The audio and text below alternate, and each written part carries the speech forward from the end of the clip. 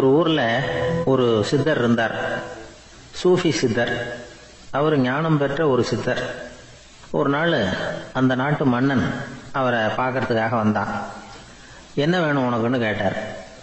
நான் கடவுளை பார்க்கணும், அதுக்கு நீங்க தான் உதவி பண்ணணும் அப்படின்னா அவன். சித்தர் கொஞ்சம் யோசனை பண்ணார். சரி, போயிட்டு நாளைக்கு வாடினார். அதே மாதிரி மன்னன் போயிட்டு அடுத்த நாள் வந்தான்.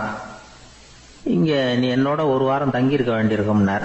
சரின்னா ஒரு பிச்சை பாத்திரத்தை தூக்கி கையில் கொடுத்தார். அவனுக்கு ஒன்றும் புரியல, இருந்தாலும் வாங்கிட்டான். வாங்கிட்டு இதை என்ன செய்யணும் அப்படின்னு கேட்டான். இதை ஒன்றும் செய்ய வேணாம், இதை எடுத்துக்கிட்டு பக்கத்தில் உள்ள கிராமங்களுக்கு போ, வீடு வீடாக பிச்சை எடுத்துக்கிட்டு வா. அப்படி வந்த பிறகுதான் உனக்கு சாப்பாடும் ஓய்வும் கிடைக்கும். ஒரு வாரம் அப்படி செய், அதுக்கப்புறம் 8வது நாள் நாம கடவுளை பத்தி யோசிக்கலாம் அப்படின்னார். இப்படி இவர் சொன்னதை கேட்டதும் அந்த அரசனுக்கு அதிர்ச்சி ஆயிட்டுது. ஒரு மாதிரி ஆயிட்டான். தன்னுடைய சொந்த நாட்டில் சொந்த குடிமக்கள் கிட்ட போய் பிச்சை எடுக்கிறதா அப்படின்னு யோசனை பண்ணி பார்த்தான். அதுக்கப்புறம் மெதுவா அவன் அந்த சித்தரை பார்த்தான். ஐயா, சொந்த நாட்டிலேயே பிச்சை எடுக்கிறதுன்னா எனக்கு ஒரு மாதிரியா இருக்கு, வெக்கமா இருக்கு. நான் வேணும்னா வெளி தேசத்துல எங்கேயாவது போய் பிச்சை எடுக்கவா அப்படின்னு கேட்டான். இதுக்கு அந்த சித்தர் ஒரு சம்மதிக்கலை.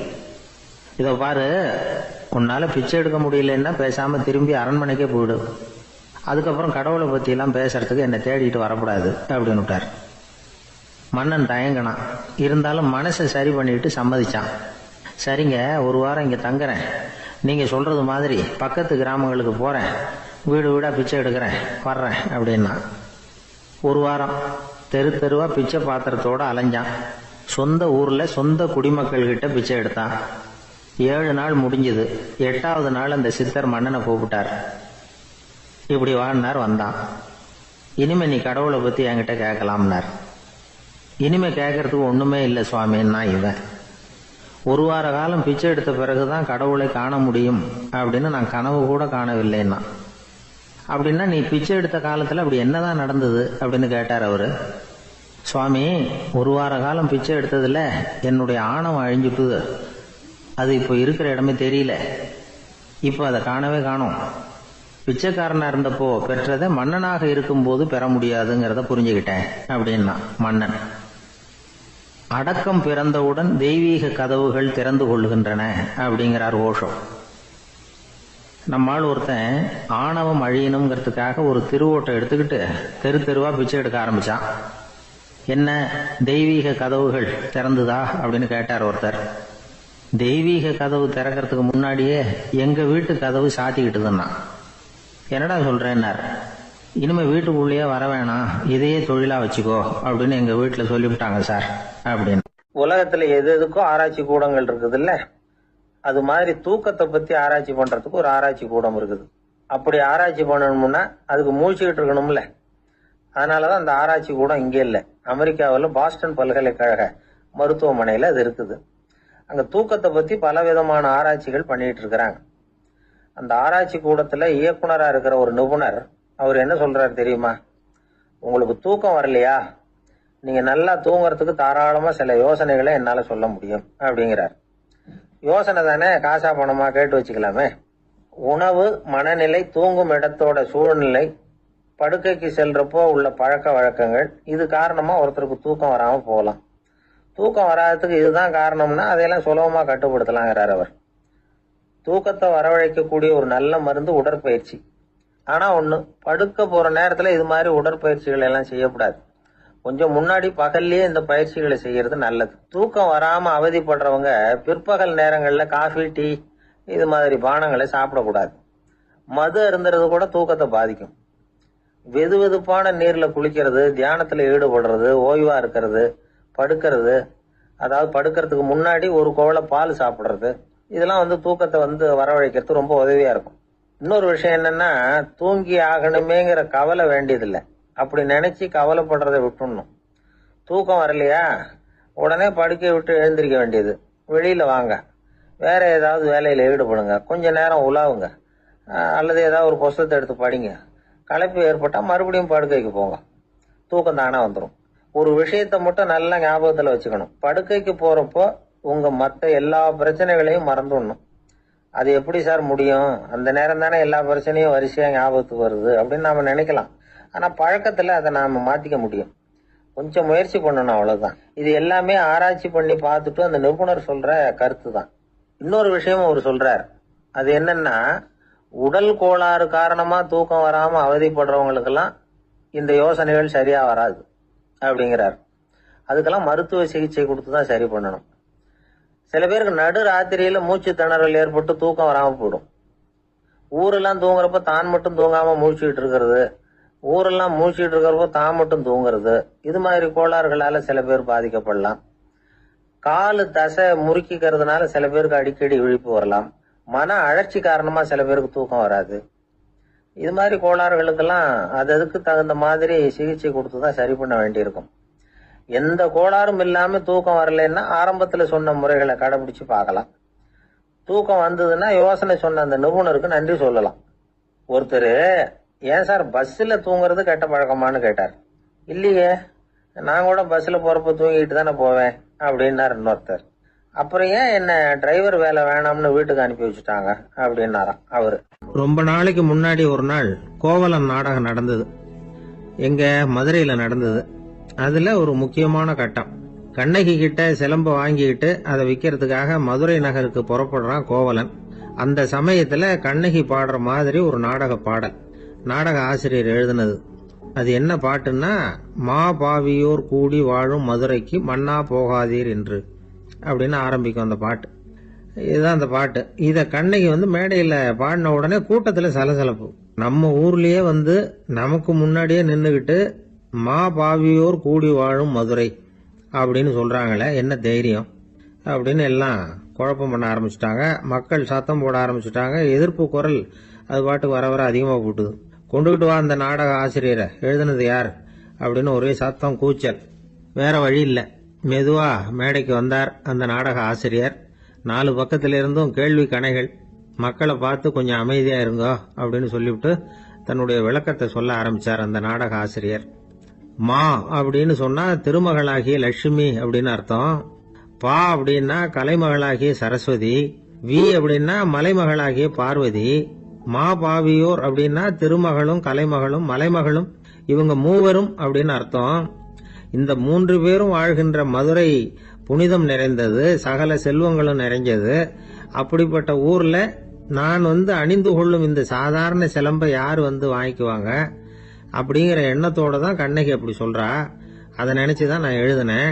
ஆகவே மதுரையை ரொம்ப சிரமப்படுத்தணும், ரொம்ப மோசமா எழுதணும் அப்படிங்கிற எண்ணம்லாம் எனக்கு கிடையாது. பெருமைப்படுத்தணும்னு நினைச்சுதான் அப்படி எழுதினேன் அப்படின்னு விளக்கம் கொடுத்தாராம். இந்த விளக்கத்தை கேட்டதும் எல்லாரும் ரொம்ப சமாதானம் ஆயிட்டாங்களாம். இப்படி விளக்கம் கொடுத்த அந்த நாடக ஆசிரியர் யார் தெரியுமா? அவர்தான் தமிழ் நாடக உலகின் முதல் ஆசான் சங்கரதாஸ் சுவாமிகள். அவருக்கு நகைச்சுவை உணர்வும் அதிகம். 1920ஆம் ஆண்டு திருநெல்வேலியில் அவர் தங்கியிருக்கிறார் நாடகம் நடத்துறதுக்காக. அவர் தங்கியிருந்த வீட்டில் கொசு மூட்டை பூச்சி அதிகமா இருந்திருக்கு. அவரால் தூங்கவே முடியல. அவர் அனுபவிச்ச தொல்லைகள் ஒரு பாட்டா உருவாச்சு. வேடிக்கையா ஒரு பாட்டு எழுதினாராம். மூட்டையும் கொசுவும் ஒரு வீட்டிலே மீட்டிங் போட்டால் முன்னே நிற்க யாரால் முடியும்? கொசு மோகன ராகம் போல சத்தம் போட்டு முன்னே நின்று செய்திடும் யுத்தம். இத மறுநாள் நாடகத்துல கோமாளி வேஷம் போட்ட ஒரு சிறுவனை விட்டு பாட வச்சிருக்காரு. எல்லாரும் சிரிச்சு ரசிச்சாங்களாம். சங்கரதாஸ் சுவாமிகள் கல்யாணமே பண்ணிக்கல, துறவி மாதிரியே வாழ்ந்திருக்கார். தமிழ் நாடக கலைக்கு தன்னையே அர்ப்பணம் பண்ணிட்டவர் அவர். 1922 நவம்பர் மாசத்துல ஒரு நாள் புதுச்சேரியில அவர் வாழ்க்கை முடிஞ்சது. அப்ப அவருக்கு வயசு 55. சங்கரதாஸ் சுவாமிகள் நாடக ஆசிரியர் மட்டும் இல்ல, மேடை நாடக இயக்குனர், தயாரிப்பாளர். அவரே ஒரு சிறந்த நடிகர்.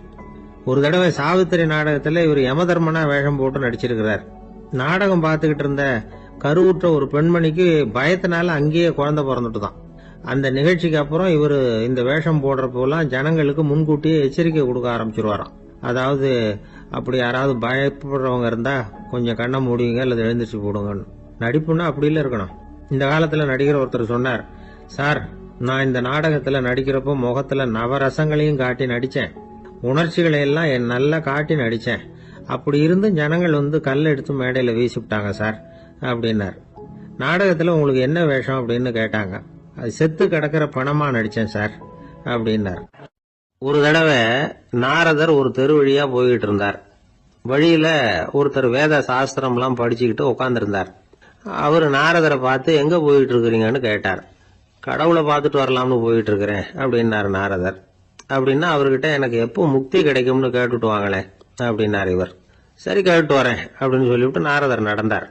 கொஞ்ச தூரத்துல ஒரு மரத்தடியில ஒரு தொழிலாளி செருப்பு தைச்சுக்கிட்டு உட்காந்துருந்தார்.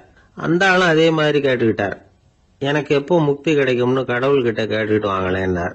அவர்கிட்டையும் சரின்னு சொல்லிவிட்டு நாரதர் நேரா வைகுண்டத்துக்கு வந்து சேர்ந்தார். கடவுளை பார்த்தார். இவங்க 2 பேரும் சொல்லி அனுப்பின விஷயத்தை பத்தி கேட்டார். அதுக்கு கடவுள் சொன்னாரு, அந்த செருப்பு தைக்கிற தொழிலாளி உடல் நீத்ததும் உடனே என்ன வந்து அடைவான். ஆனா அந்த சாஸ்திரம் படிச்ச ஆள் இப்போதைக்கு என்கிட்ட வந்து சேர மாட்டான். அவன் இன்னமும் பல பிறவிகள் எடுத்து அங்கேயே இருக்க வேண்டி இருக்குது. எப்போ இங்க வந்து சேருவான்னு எனக்கே தெரியாது அப்படின்னார். நாரதருக்கு இதோட ரகசியம் என்னங்கிறது புரியல. எனக்கு ஒன்னும் புரியலையேன்னாராம் கடவுள்கிட்ட. சீக்கிரம் புரிஞ்சுக்குவேன், நீ திரும்பி போறப்போ நான் இங்க வைகுண்டத்துல என்ன செஞ்சுக்கிட்டு இருக்கேன்னு கேட்டா, ஒரு ஊசியின் துவாரத்துல ஒரு யானைய கோத்துக்கிட்டு இருக்கிறேன்னு அவங்க கிட்ட சொல்லு அப்படின்னார் கடவுள் சிரிச்சுக்கிட்ட. நாரதர் பூமிக்கு திரும்பினார். கடவுளை பாத்தீங்களா எப்படி இருக்கார் அப்படின்னு விசாரிச்சார். வேத சாஸ்திரம் படிச்சவர். ஓ பகவானா, அவர் யானைய ஊசியின் காதுல நுழைச்சுக்கிட்டு இருக்கிறார் பார்த்தேன்னார் நாரதர். ஊசி காதுல யானையா? அது எப்படி முடியும்? நீங்க சொல்றத நான் நம்ப மாட்டேன்னு விட்டார் அவரு. சரி, இந்த ஆளுக்கு இறைவன் பேர்ல நம்பிக்கை இல்லை அப்படிங்கறத நாரதர் புரிஞ்சுக்கிட்டார். அடுத்தபடியா அந்த தொழிலாளி இருந்த இடத்துக்கு போனார். இறைவனை பாத்தீங்களான்னு கேட்டார் அவரு. பார்த்தேன், ஒரு ஊசி துவாரத்துல யானையை கோத்துக்கிட்டு இருந்தார் அப்படின்னு சொல்லிவிட்டு நாரதர் அந்த ஆள் முகத்தை கவனிச்சார். அந்த தொழிலாளி இதை கேட்டுட்டு கொஞ்சம் கூட ஆச்சரியப்படல. அவரால் முடியாத காரியம் கூட உண்டானார்.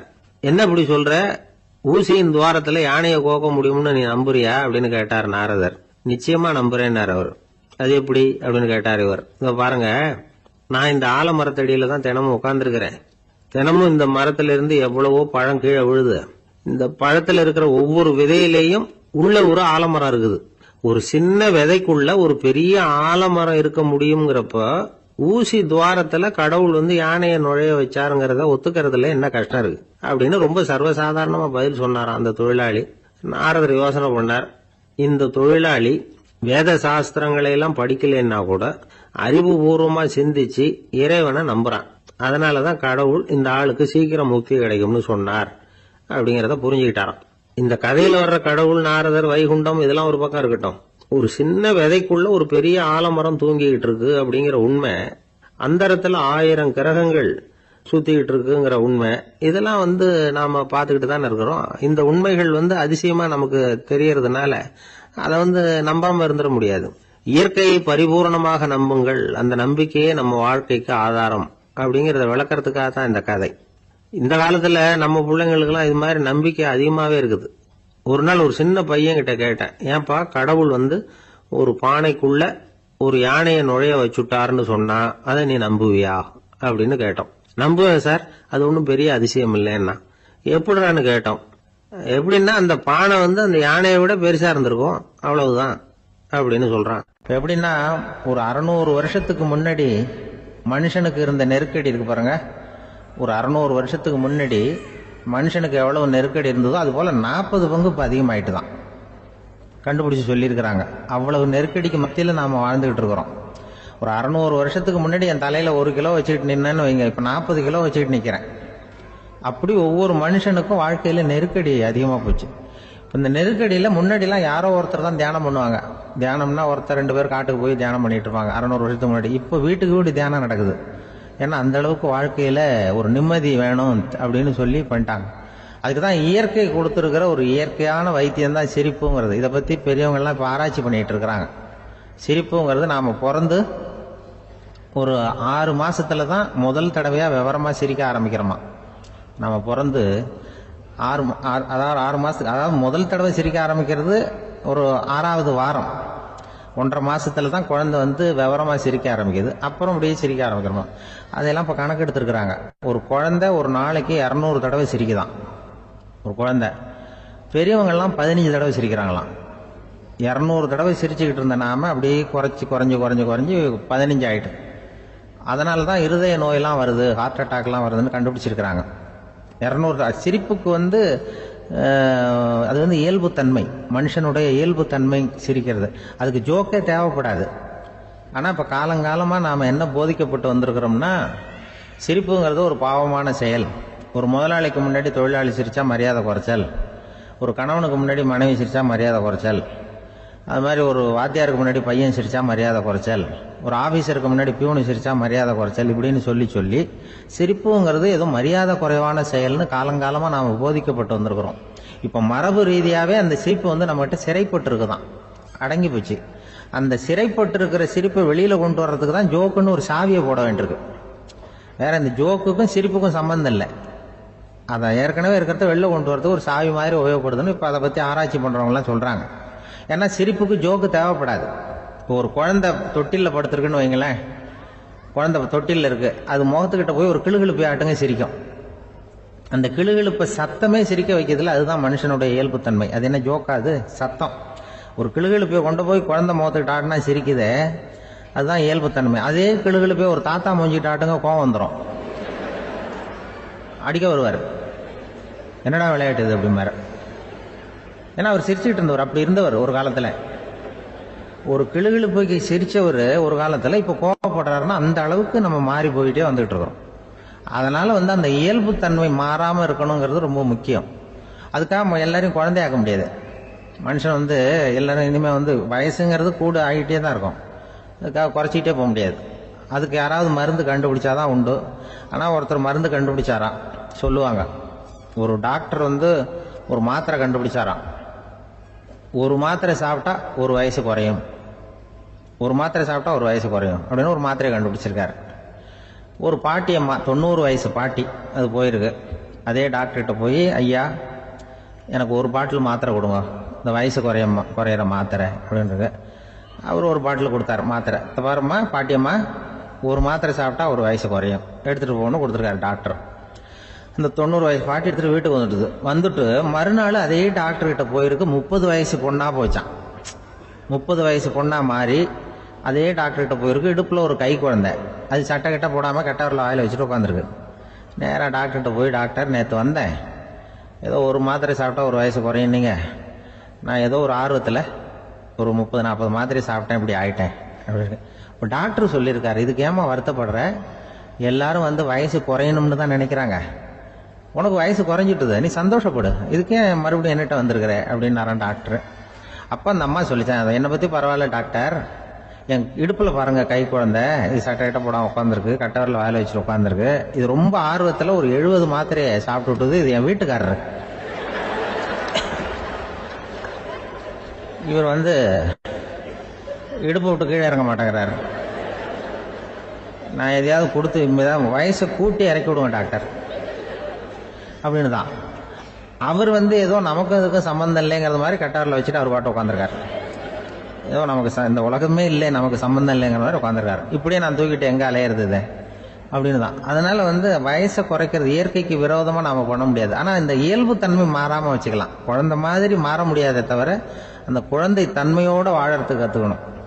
அதுதான் வாழ்க்கையில் இன்பமாக வாழறதுக்கு வழி. குழந்தைத்தனமாக இருக்கக்கூடாது, குழந்தை தன்மையோடு இருக்கணும்னு சொல்லுவாங்க. குழந்தை தன்மைங்கிறது வேற, குழந்தைத்தனம்ங்கிறது வேற. அப்படி ஒரு மாத்திரை கண்டுபிடிச்சிட்டா இப்போ யாராவது ஒருத்தவங்க இடுப்பில் குழந்தைய தூக்கிட்டு போனால் போய் கேட்கணும், ஏம்மா இது ஏன் வீட்டுக்காரரா உன் குழந்தையா அப்படின்னு கேட்டு அதுக்கப்புறம் அவருக்கு வணக்கம் சொல்லணும். இப்படிலாம் ஆகிடும் நிலைமை. இயற்கையை வந்து நம்ம மாற்ற முடியாது, அதுக்கு தகுந்தாப்புல தான் நாம் வந்து பண்ணணும். குழந்தை தன்மையோடு வாழறதுக்கு குடும்பத்தில் குழந்தை தன்மைங்கிறது எப்படின்னா, இப்போ ஒரு சில பேருக்கு அந்த குழந்தை தன்மை உண்டு. ஒரு வீட்டில் ஒரு புள்ள படுத்திருக்கு, அம்மா வந்து எழுப்புறாங்க, காலேஜுக்கு நேரமாச்சு எழுந்திருப்பா, காலேஜுக்கு நேரமாச்சு எழுந்திருப்பா அப்படின்னு. அந்த அம்மா அந்த புள்ளை சொல்லியிருக்கு, ஐயோ எனக்கு காலேஜுக்கு போகிறதுக்கே பிடிக்கலம்மா, என்னை வந்து தொந்தரவு பண்ணாத, காலேஜுக்கு போகிறதுக்கு எனக்கு பிடிக்கல அப்படின்னு தான். அப்போ அந்த அம்மா சொல்லியிருக்கு, ஏன் உனக்கு காலேஜுக்கு போகிறதுக்கு பிடிக்கல, கல்லூரிக்கு போகிறதுக்கு, அதுக்கு 2 காரணம் சொல்லு அப்படின்னு இருக்கா. அப்போ அந்த புள்ளை சொல்லிச்சான், ஏன் பிடிக்கலன்னா, கல்லூரியில் இருக்கிற வாத்தியாருக்கும் என்ன பிடிக்க மாட்டேங்குது, ஆசிரியர்களுக்கும்.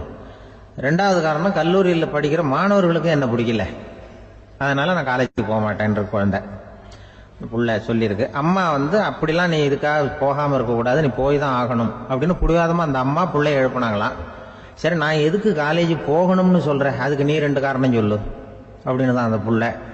அப்போ அந்த அம்மா சொன்னாங்களாம், நீ ஏன் காலேஜுக்கு போகணும்னா, முதல் காரணம் உனக்கு வயசு 52, ரெண்டாவது காரணம் நீ தான் பிரின்சிபால் அப்படின்னு தான். என்ன இருந்தாலும் அவங்க அம்மாவுக்கு அது புள்ள தானே. அதுதான் குழந்தை தன்மைங்கிறது. 52 வயசுலையும் குழந்தை தன்மையோடு இருக்கார் பாருங்க. அதுதான் அந்த குழந்தை தன்மையோடு வாழறது தான் வெற்றிக்கு வழின்னு சொல்லுவாங்க. ஒரு ஊரில் ஒருத்தர் இருந்தான். ஏதோ ஒரு சின்ன அலுவலகத்தில் வேலை பார்த்துக்கிட்டு இருந்தான். ரொம்ப ஏழை. வர்ற கொஞ்சம் வருமானத்தை வச்சு வாழ்க்கையை ஓட்டிகிட்டு இருந்தான். ஒரு நாள் தெரு வழியாக அவன் நடந்து வந்துக்கிட்டு இருக்கிறான். தெருவில் ஒரு காசு கிடந்தது. அதை பார்த்துட்டான். அது குனிஞ்சு எடுத்தான்.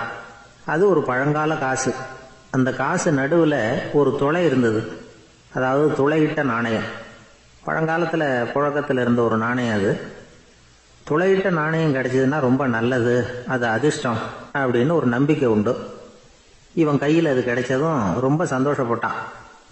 இனிமேல் என்னுடைய கஷ்டம்லாம் தீரப்போகுது, அதிர்ஷ்டம் என்னை தேடி வரும், நான் பணக்காரன் ஆகிடுவேன் அப்படின்னு சொல்லிட்டு அந்த காசை தன்னுடைய கோட்டு பையில் பத்திரமா போட்டு வச்சுக்கிட்டான். அடிக்கடி அதை தொட்டு பார்த்துக்கிறது உண்டு, வெளியில் எடுக்க மாட்டான்.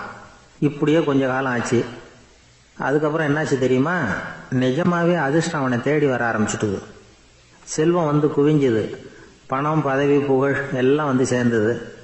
சமூகத்தில் அவன் ஒரு பெரிய மனுஷன் ஆயிட்டான். எல்லாரும் அவனை பாராட்டினாங்க. அவன் எதை தொட்டாலும் வெற்றி, எல்லாம் அந்த காசோட மகிமை அப்படின்னு அவன் மனசுக்குள்ளே நினச்சிக்கிட்டான். தினமும் காலையில் அந்த கோட்டை போட்டுக்கிட்டு தான் வெளியில் கிளம்புவான். புறப்படுறதுக்கு முன்னாடி கோட்டு பாக்கெட்டை தொட்டு பார்த்துக்குவான், உள்ளே காசு இருக்கா அப்படிங்கிறத உறுதிப்படுத்திக்குவான்.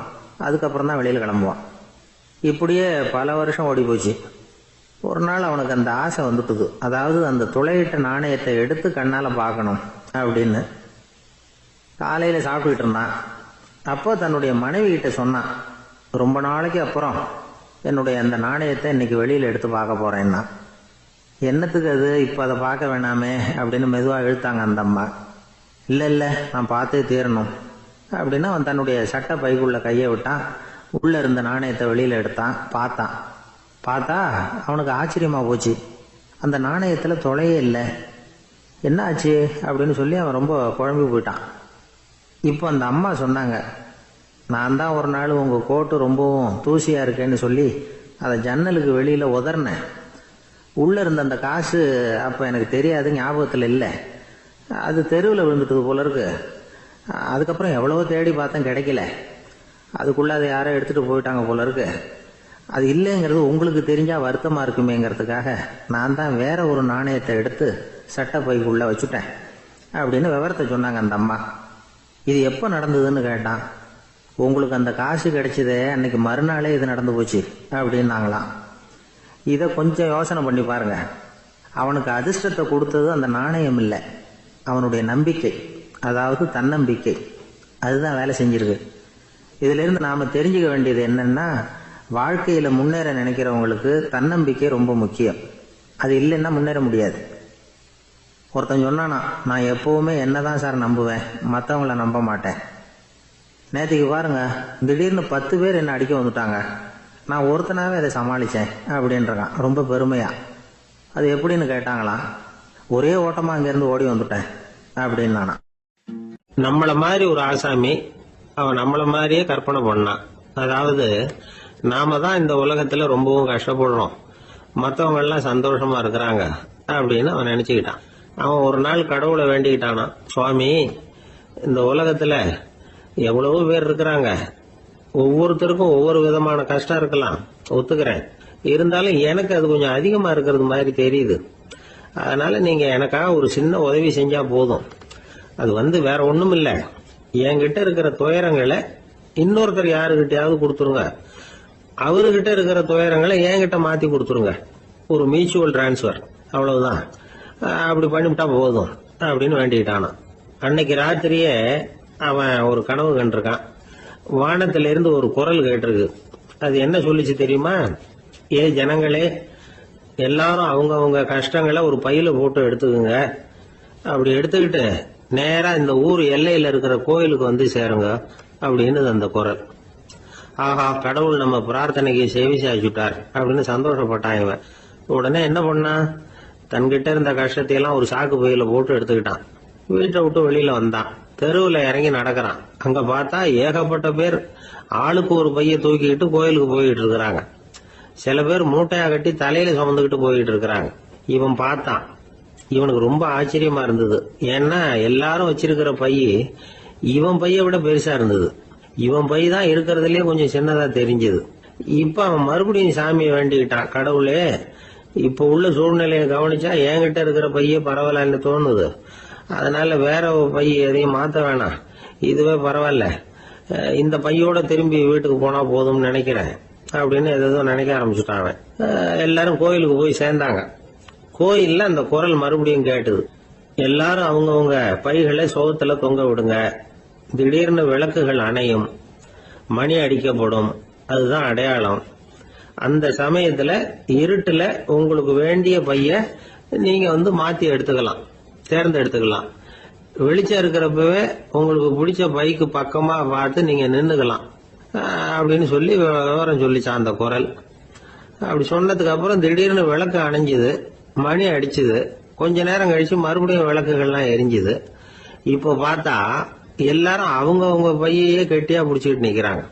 இவனும் அப்படியே நிக்கிறான். இவன் மெதுவா பக்கத்துல நிக்கிறவங்க கிட்ட கேட்டானா, ஏன் நீங்க பைய கையிலேயே வச்சிருக்கிறீங்க, செவுத்துல மாட்டலையா அப்படின்னு கேட்டிருக்கான்.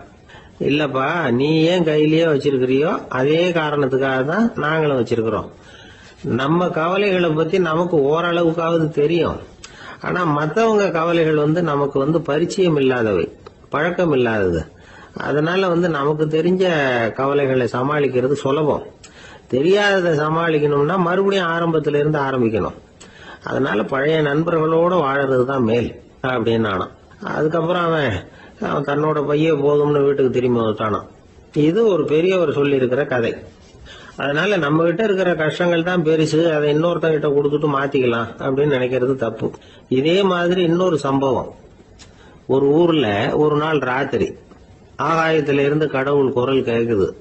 இந்த ஊர்ல இருக்கிற ஜனங்கள்லாம் கொஞ்சம் கவனிங்க, உங்களுக்கு ஒரு செய்தி. அதாவது இங்க இருக்கிற ஜனங்கள்லயே கொஞ்சம் கூட கவலையே இல்லாத ஆள் யாருன்னு எனக்கு தெரியணும். அதனால எல்லாரும் அவங்க கவலைகளை ஒரு பையில போட்டு எடுத்துக்கிட்டு கோயிலுக்கு வாங்க அப்படின்னாரு கடவுள். உடனே வரிசையா எல்லாரும் வர ஆரம்பிச்சாங்க. எல்லார் கையிலயும் பை இருந்தது, சின்னதும் பெருசுமா. கவலையே இல்லாத ஆள் யாருன்னு தேடினார் கடவுள். ஒரே ஒரு ஆள் மட்டும் கையில எதுவும் இல்லாம வெறும் கையை வீசிக்கிட்டு ரொம்ப ஜாலியா நடந்து வந்துகிட்டு இருந்தான். கடவுள் அவங்க கிட்ட போனார். ஏன்பா உனக்கு கவலையே இல்லையா அப்படின்னு கேட்டார். எனக்கும் சில கவலைகள்லாம் உண்டு அப்படின்னு அவன். எங்க அதெல்லாம்னு கேட்டிருக்காரு கடவுள். பின்னாடி லாரியில வந்துகிட்டு இருக்கு அப்படின்னு அவன். ஒரு ஊர்ல ஒரு ஆள் இருந்தான். நிறைய பணம் சேர்த்தான். அவனுக்கு சம்பாதிக்க தெரியுமே தவிர செலவு பண்ண தெரியாது. மகா கஞ்சன்.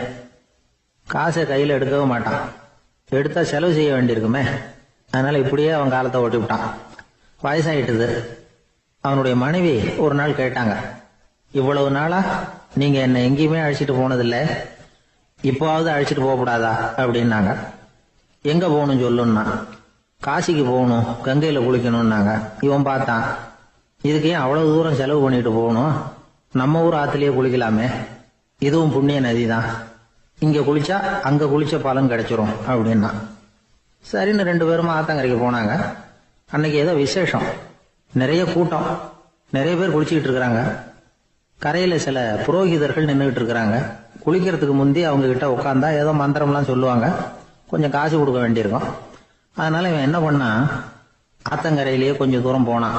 ஊரை விட்டு தள்ளி வந்துட்டான். அங்க யாருமே இல்லை. அப்பாடான்னு சந்தோஷப்பட்டான். குளிக்கலாம்னு புறப்பட்டான். இந்த நேரம் கடவுள் பார்த்தார், இந்த கஞ்சனுக்கு ஏதாவது புத்தி போகட்டணும் அப்படின்னு நினைச்சார். உடனே ஒரு புரோகிதர் மாதிரி உருவத்தை மாத்திக்கிட்டு அந்த ஆள் முன்னாடி நின்னார். அவனுக்கு அதிர்ச்சி. இங்க யாருமே இருக்க மாட்டாங்கன்னு நினைச்சா இங்கேயுமே ஒரு ஆள் வந்துட்டாரு, என்ன பண்றதுன்னு யோசனை பண்ணான். புரோகிதர் உருவத்தில் இருந்த கடவுள் சொன்னார், இத பாருங்க, இன்னைக்கு விசேஷ நாள், நீராடுறதுக்கு முன்னாடி சுயகல்பம் பண்ணிக்கிறது ரொம்ப நல்லது அப்படின்னார். என்கிட்ட பணம் எதுவும் இல்லையேன்னா. பரவாயில்ல, அப்புறமா கொடுங்க, வாங்கிக்கிறேன். ஆனா ஒண்ணு, எவ்வளவு கொடுப்பீங்கிறத மட்டும் இப்பவே சொல்லி கொடுங்க அப்படின்னார். இவன் ரொம்ப யோசனை பண்ணான். ஒரு 10 பைசா தரேன் அப்படின்னா. சரின்னு ஒத்துக்கிட்டு எல்லா கிரியைகளையும் அவர் செஞ்சார். அதுக்கப்புறம் கணவனும் மனைவியும் ஆத்துல குளிச்சாங்க. அவர் போயிட்டார். கொஞ்ச நாள் கழிச்சு அவன் வீட்டுக்கு வந்தார் கடனை வசூல் பண்றதுக்கு. வாசல்ல நின்றுகிட்டு இருந்த அவன் மனைவி இவரை பார்த்ததும் தயங்க ஆரம்பிச்சாங்க. அந்த அம்மா கிட்ட விஷயத்த சொன்னார். அந்த அம்மா ஓடி போய் உள்ள இருக்கிற தன்னுடைய கணவர்கிட்ட சொன்னாங்க. அவன் யோசனை பண்ணான், இப்ப வெளியில போனா அவனுக்கு 10 காசு கொடுக்க வேண்டியிருக்கும், அதனால எனக்கு காய்ச்சல்னு அந்த ஆளுகிட்ட சொல்லிவிடு, இன்னொரு சந்தர்ப்பத்துல என்னை வந்து பார்க்க சொல்லு அப்படின்னா. அந்த அம்மா போய் சொன்னாங்க. அப்படிங்களா, அப்படின்னா அவரை நான் உடனே போய் பார்க்கணுமே அப்படின்னு உள்ள நுழைய ஆரம்பிச்சார். அவங்க மறுபடியும் இருங்க தான் வரேன்னு சொல்லிவிட்டு உள்ள ஓடி விஷயத்த சொன்னாங்க. இது எதுடா வம்பா போச்சு அப்படின்னு பார்த்தான். மனைவியை கிட்டத்துல கூப்பிட்டான். இந்த பாரு, ஜன்னி கண்டு நான் இறந்து போயிட்டதா சொல்லிவிடு அப்படின்னா சொன்னாங்க. புரோகிதர் பார்த்தார். அப்படின்னா ஒரு வழியா இருந்து அவருடைய இறுதி சடங்குகளையும் நானே முடிச்சுட்டு போயிடுறேன் அப்படின்னார்.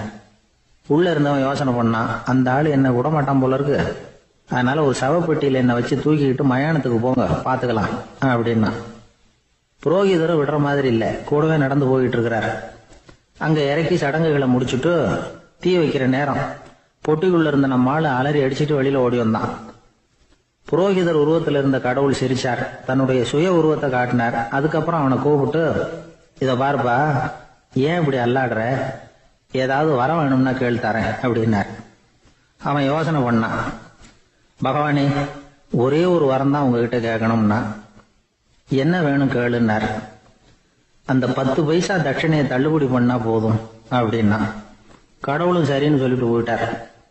இப்படி ஒரு கதையை சுவாமி சிவானந்தர் சொல்லியிருக்கிறார். செல்வந்தர்கள் பல பேர் இப்படித்தான் இருக்கிறாங்க. தாங்களும் அனுபவிக்க மாட்டாங்க, அடுத்தவங்களுக்கும் கொடுக்க மாட்டாங்க. இது மாதிரியான கஞ்சர்களுக்கு இந்த உலகம் இல்லை, அந்த உலகம் இல்லைங்கிறார் அவர். இந்த கதையில கடவுள் கடன் வசூலுக்கு வந்தது மாதிரி நம்ம ஊர் ஆள் ஒருத்தன் இன்னொருத்தர்கிட்ட 10 பைசா கடன் கொடுத்துட்டான். திருப்பி வாங்கறதுக்கு நடையா நடக்கிறான். கடைசியா கேட்டான், நீ எப்பதான் கடனை திருப்பி தர போற, அதை முடிவா சொல்லுன்னா.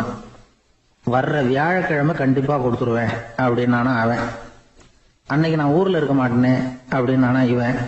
அதனால என்ன, நானும் தான் அன்னைக்கு ஊர்ல இருக்க மாட்டேன் அப்படின்னானா. கப்பல் கடல்ல போயிட்டு இருக்கு. புயல், சூறாவளி, அலையெல்லாம் பெருசு பெருசா ரொம்ப உயரமா உண்டாகுது. கடுமையான காற்றிலேயும் வேகமான அலைகள்லேயும் சிக்கி அந்த கப்பல் தடுமாறுது. திசை மாறி போச்சு. எந்த பக்கம் போயிட்டு இருக்கிறோம்னே தெரியல. அந்த கப்பலை செலுத்திக்கிட்டு இருந்த மாலுமி ரொம்ப சாமர்த்தியமாக செயல்பட்டார். தன்னுடைய அறிவாற்றலையும் திறமையையும் முழுமையாக பயன்படுத்தினார். அந்த கப்பலை கட்டுப்படுத்தினார். மெதுவாக அந்த சூறாவளியிலிருந்து கப்பலை காப்பாற்றி கரைக்கு கொண்டுட்டு வந்து சேர்த்துட்டார். மாலுமின்னு ஒருத்தர் இருந்ததுனால அந்த மரக்கலம் காப்பாற்றப்பட்டது. மாலுமின்னு ஒருத்தர் இல்லைன்னு வச்சுக்கோங்க, அந்த கப்பலோட கதி என்னவா இருக்கும் யோசிச்சு பாருங்க. ஒரு கோபக்காரனுடைய நிலைமையும் அப்படித்தானா. கோபக்காரன்கிறவன் ஒரு மாலுமி இல்லாத மரக்கலம் அப்படிங்கிறார் நபிகள் நாயகம். கொந்தளிக்கிற கடல்ல கொடுமையான அலைகளின் உச்சியில அல்லல் படுகிற மரக்கலத்தை விட மோசமானது கோபக்காரனின் நிலைமை அப்படிங்கிறது அவருடைய கருத்து. அது மாதிரி இதுன்னு சொல்லல, அதை விட மோசம் இது அப்படிங்கிறார். ஏன் தெரியுமா? ஒரு கப்பல் கடல்ல தடுமாறினா அதை சரிப்படுத்த மாலுமி இருக்கிறார். அவர் தன்னுடைய சாமர்த்தியத்தினால அதை கட்டுப்படுத்தி சரியான வழிக்கு கொண்டுட்டு வந்துடுவார். ஆனால் கோபக்காரனுடைய நிலைமை அப்படி இல்லை அப்படிங்கிறார் நபிகள் நாயகம். மனித மனம் ஒரு மரக்கலம், அறிவு அதில் இருக்கிற மாலுமி. மாலுமி மரக்கலத்தை செலுத்துறான், அவனுக்கு கட்டுப்பட்டு அது ஓடுது. ஆனால் கோபக்காரனுங்கிற மனுஷங்கிட்ட அறிவுங்கிற மாலுமி சரியாக வேலை செய்ய மாட்டான். ஏன்னா கோபம் அந்த மாலுமியின் கண்களை அவிச்சிரும், காதுகளை கேட்காம பண்ணிவிடும். கண்ணையும் காதையும் மூடிவிட்டு கப்பலை ஓட்டுனா எப்படி ஓட்டுறது? அதனால கோபக்காரன் மாலுமி இல்லாத மரக்கலம். இடி மின்னல்ல மாட்டிக்கிட்டு கஷ்டப்படுற கப்பல் மாதிரி கஷ்டப்படுறான். பெரியவங்கள்லாம் என்ன சொல்றாங்க? உனக்கு கெடுதல் பண்ணவனுக்கும் நீ நன்மையே செய், எவருடைய விருப்பு வெறுப்பையும் பொருட்படுத்தாதே. பரம எதிரிக்கும் நீ நன்மை செய்ய ஆரம்பிச்சா உன்னுடைய தூய நிலையை பார்த்துட்டு அவனும் உனக்கு நெருக்கமான நண்பனா ஆயிடுவான். இதுதான் பெரியவங்க நமக்கு சொல்லி இருக்கிறது. புனித குரான் சொல்றது என்ன? தீமையை நன்மையை கொண்டே நீர் தடுத்து கொள்ளும் அப்படின்னு சொல்லப்பட்டிருக்கிறதுல. இன்னா செய்தாரை ஒருத்தல் அவர் நாண நன்னயம் செய்து விடல் அப்படிங்கிறார் திருவள்ளுவர். செல்வந்தர் ஒருத்தர்கிட்ட ஒரு சிறுவன் ஆடு மேய்ச்சிக்கிட்டு இருந்தானா. பெரியவர் அவனை கூப்பிட்டு, நீ நேரா போய் ஒரு ஆட்டுல உள்ள ரொம்ப நல்ல பகுதி எதுவோ அதை எடுத்துக்கிட்டு வா அப்படின்னாராம். இவன் போனான். ஒரு ஆட்டு உடம்புல இருந்த நாக்கு, இருதயம், இது ரெண்டையும் எடுத்துகிட்டு வந்து கொடுத்தானான். பெரியவர் வாங்கி பார்த்தார். அதுக்கப்புறம் இப்போ நீ போய் இன்னொரு ஆட்டில் இருக்கிற ரொம்ப கெட்ட பகுதி எதுவோ அதை எடுத்துகிட்டு வா அப்படின்னாரான். இவன் போய் எடுத்துகிட்டு வந்தான். அவன் கையில் இருந்தது மறுபடியும் அதே மாதிரி நாக்கு, இருதயம், இது ரெண்டும் தான். என்னது இப்பவும் அதையே கொண்டுட்டு வந்திருக்கிற அப்படின்னாராம் பெரியவர். இவன் சொன்னானா, ஒரு உடம்புல உள்ள ரொம்ப நல்ல பொருளும் இதுதான், ரொம்ப கெட்ட பொருளும் இதுதான் அப்படின்னானா. இளம் வயசில் இப்படி பதில் சொன்னவர் தான் பேரறிஞர் லுக்மானுல் ஹக்கீம் அவர்கள். கோபப்படாமல் இருந்தால் இது ரெண்டும் நல்லா வேலை செய்யும், கோபப்பட்டால் இது ரெண்டும் மோசமாக வேலை செய்யும். அதை புரிஞ்சுக்கிறதுக்காகத்தான் இன்றைக்கி இந்த தகவல். கோபம் வந்துட்டால் நாம் என்ன செய்கிறோங்கிறது நமக்கே தெரியாது. ஒருத்தர் டாக்டர்கிட்ட போனார் அவசரமாக. டாக்டர், எனக்கு இப்போ கடுமையான கோப வெறி, எனக்கு கண்ணு மண்ணு ஒன்றும் புரியல, உடனடியாக அதை கட்டுப்படுத்தணும், உடனே இதுக்கு ஏதாவது ஒரு மாத்திரை கொடுங்க ப்ளீஸ் அப்படின்னார். அந்த டாக்டரும் உடனே ஒரு மாத்திரையை கொடுத்து இதை உடனே போடுங்க, நான் தண்ணி கொண்டுகிட்டு வரேன்னு உள்ளே போனார். தண்ணியோடு திரும்பி வந்தார். இவர் சொன்னார், டாக்டர், நீங்கள் கொடுத்த மாத்திரை ரொம்ப பெருசாக இருந்தது, இருந்தாலும் கஷ்டப்பட்டு முழுங்கிட்டேன்னார். டாக்டர் சந்தேகத்தோட மேசையை பார்க்குறார். பார்த்தா மாத்திரை அங்கேயே இருக்குது, பேப்பர் வெயிட்டை காணல. என்னுடைய நீண்டகால நண்பர் ஒருத்தர் வருஷம் தவறாமல் திருநள்ளாறு அப்படிங்கிற திருத்தலத்துக்கு போயிட்டு வர்றது வழக்கம். அங்கே என்ன சார் விசேஷம்னு கேட்கறது உண்டு. என்ன இப்படி கேட்குறீங்க? சனி பகவான் வந்து நலன் விருப்பப்படி அங்கே தானே எழுந்தருளி இருக்கிறார். அவரை போய் பார்த்து ஒரு கும்பிடு போட்டுட்டு வந்தா நம்ம பிடிச்சிருக்கிற சனியெல்லாம் விலகும் அப்படிம்பார். சத்தம் போட்டு சொல்லாதீங்க சார், வீட்டில் வேற யார் காதிலையாவது இது விழுந்துற போது அப்படின்னு சொல்கிறது உண்டு வர்றவங்க. இப்போ நான் சொல்கிறதுல உள்ள நியாயத்தை புரிஞ்சுக்கிட்டு அவரும் கொஞ்சம் எச்சரிக்கை உணர்வோட நமக்கு நன்றி சொல்லுவார்னு வச்சுங்களேன். அதாவது பார்வை மூலமாகவே. அந்த நண்பருக்கு ஆன்மீக விஷயங்களில் அதிக ஈடுபாடு உண்டு. அப்பப்போ சில புராண கதைகளை எல்லாம் சொல்கிறது உண்டு. ரொம்ப சுவாரஸ்யமாக இருக்கும். எப்போவுமே புராண விஷயங்களை எல்லாம் அறிவியலுங்கிற தராசில் வச்சு எடை போட்டுட்டு இருக்கக்கூடாது. அப்படி பார்த்தா அதெல்லாம் நம்ப முடியாத வெறும் கற்பனைகளாக தோணும், மூட நம்பிக்கைகளாகவும் தெரியும். புராணங்களை புராணங்களாகவே புரிஞ்சுக்கிறவங்களுக்கு அதெல்லாம் அர்த்தமுள்ள செய்திகளை உள்ளடக்கி இருக்கிறதாக தெரியும். அந்த வகையில் தான் இந்த நண்பரும் நிறைய செய்திகளை சொல்கிறது உண்டு. சனியை போல கொடுக்குறவனும் இல்லை, சனியை போல கெடுக்கிறவனும் இல்லை அப்படின்னு சோதிடர்கள் சொல்லுவாங்க. நாம் ஏதாவது ஒரு வம்புல மாட்டிக்கிட்டா பிடிச்சது சனி அப்படிங்கிறோம். ராவணன் எப்பேற்பட்ட வீரன், அவனே சனி பார்வைப்பட்டது தானே சங்கடப்பட ஆரம்பிச்சான் அப்படின்னார் நண்பர். அது எப்படிங்கன்னு கேட்டேன். அவர் சொல்ல ஆரம்பிச்சார், இந்த ராவணன் இருக்கானே நவ கிரகங்களையும் பிடிச்சி கொண்டுட்டு வந்து தன்னுடைய சிம்மாசனத்துல அப்படியே படிகளா போட்டு வச்சுட்டானா, ஒவ்வொரு படியா. பாவம் அந்த 9 தேவதைகளும் ஒவ்வொரு படியா குப்புற கிடக்குறாங்க. நவகிரகம் நம்மளை ஆட்டி படைக்குதுன்னு நாம சொல்லிட்டு இருக்கிறோம்.